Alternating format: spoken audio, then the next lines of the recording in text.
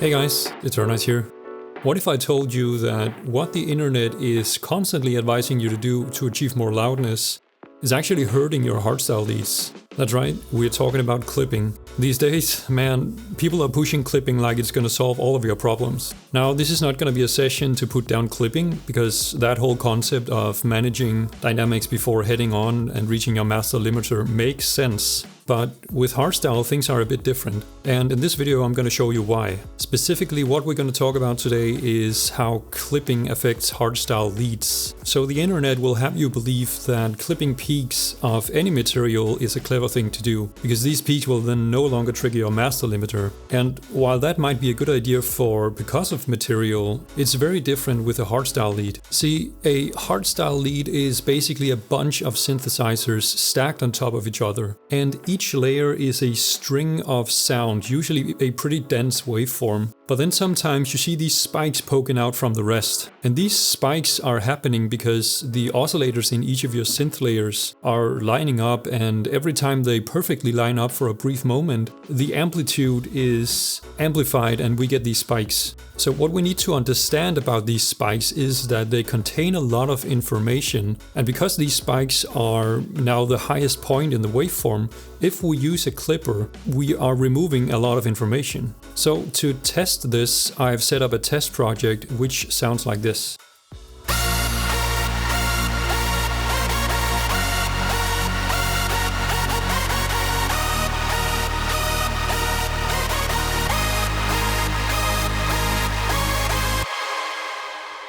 So now let's try and introduce some clipping, and we set it to a level that will be pretty normal for an application like this. And what I want you to listen for is specifically what it does to the high end, what it does to the width of the lead, and just the overall impression of the impact of the lead.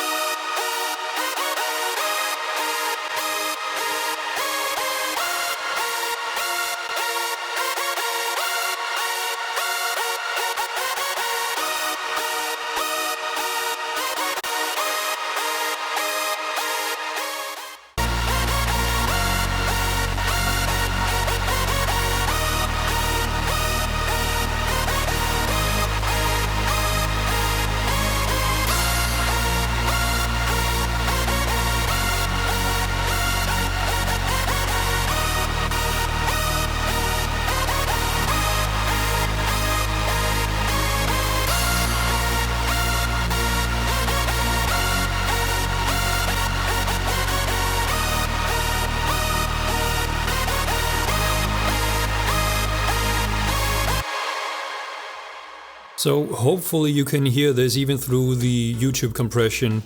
But what clipping does is that it narrows the lead, and it takes away some of that high-end sparkle, that very crispiness at the top. Then those two things together result in a lead that just has less impact. So why does this happen? Well, it happens because we are stripping away information from the lead, right? We are clipping off the peaks, and these peaks happen to contain information about high end, about width, just like the rest of the waveform, by the way, but because these are poking out more, then this is what the clipper is catching. So this is also why the effect is pretty subtle, right? The clipper is only affecting a very small part of the lead as a whole.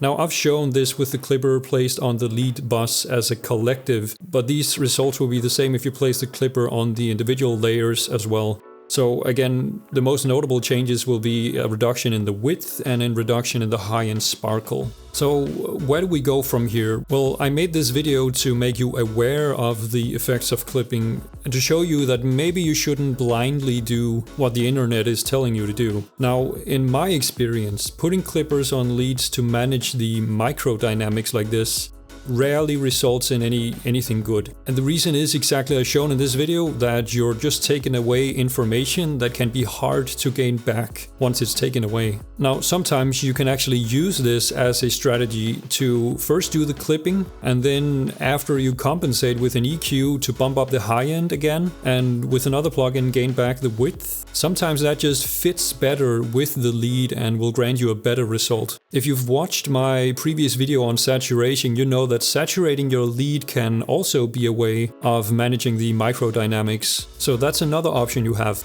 So the take-home message is that it's going to be impossible to recommend any one practice, because it all depends on what sort of sound you have in your lead and also how they interact with the rest of the sounds in your project. But now that you're aware of how clippers are affecting your leads, you can make a conscious decision of what sounds best to you. Oh, and by the way, I'm working on this insane Silent One preset pack for Hardstyle leads, and the sounds that was used in this project is going to be in it. And let me tell you, you're never gonna have to browse for lead sounds again. This will have everything you can dream of. So stay tuned for more information soon. Alright guys, that's all I had for this video.